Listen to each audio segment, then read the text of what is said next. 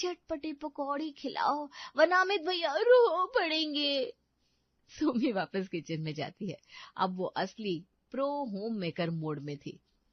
वो बेसन को बड़े बर्तन में डालती है, उसमें कटी हुई ढेर सारी प्याज, हरी मिर्च, थोड़ा सा अजवाइन, नमक, हल्दी और थोड़ा सा गरम तेल डालती है ताकि पकौड़े एकदम कुरकुरे बने। मम्मी ने एक बार बताया था पकौड़ों में अगर थोड़ी सी सूजी या चावल का आटा मिला दिया जाए तो पकौड़े की कुरकुराहट बनी रहती है। ऐसे ही करती हूँ, वरना सुबह जैसे पापड़ नरम हो गए थे वैसे पकौड़े भी अगर नरम हो गए तो पकौड़ों को खाने का मजा ही नहीं आएगा।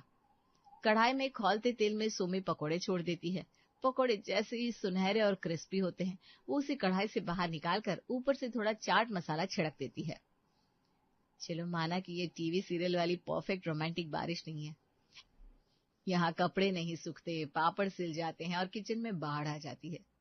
लेकिन गर्मा गर्म पकौड़े और अदरक वाली चाय के साथ ये असली इंडियन फैमिली की असली मॉनसून रियलिटी है और इसका मजा भी कुछ अलग ही है। एक हाथ में चाय की ट्रे और दूसरे में पकौड़े का बॉल लेकर सोमी डाइनिंग टेबल पर जैसे ही पहुंचती है कि दरवाजे की डोरबेल बजती है। किचन से काम करके आई हो तुम, आराम से बैठो, मैं देखता हूँ। इस वक्त कौन आ गया? जरा पंखा बंद करना शैलजा, नहीं तो पंखे की हवा से पकौड़े का कुरकुरापन चला जाएगा। सभी की नजर पकौड़ों पर थी कि जैसे अमित आए सभी पकौड़ा खाना शुरू करें। शैलजा का मुंह पानी से भीग रहा था, तभी अमित किसी को साथ लेकर लौटता है। और प्रवीण, कैसा है तू? अरे मोहन, तू इस वक्त यहाँ कैसे? अकेला नहीं हूँ, तेरी भाभी भी साथ में है। अरे भाग्यवान, आ भी जाओ, यही घर है। वो क्या हुआ प्रवीण, यहाँ पास में ना एक शादी में आया हुआ था मैं। जैसे ही यहाँ आने के लिए ट्रेन में चढ़ा मेरे दिमाग में यही था, यहाँ आकर तुझसे जरूर मिलूंगा, पर शादी के फंक्शन में वक्त ही नहीं मिला।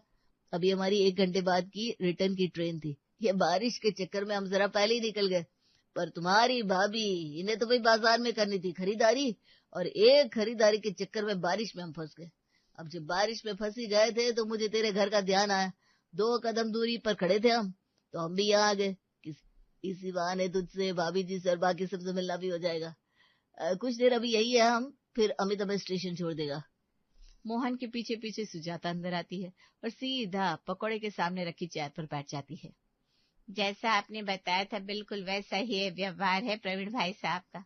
यहाँ हम आए और पकौड़े भी तैयार हो गए, लो जी लो। ये क्या कह रही हो सुजाता तुम? पकोड़े इन्होंने खुद के लिए बनाए होंगे। आप ही ना हद करते हैं, रात के 9 बजे खाने के वक्त कौन पकौड़े खाता है? पकौड़े तो मेहमानों के सामने परोसे जाते हैं, ये हमारे लिए है। चलिए खाना शुरू कीजिए। एक पकौड़ा सुजाता खाती है, दूसरा मोहन, फिर सुजाता, फिर मोहन।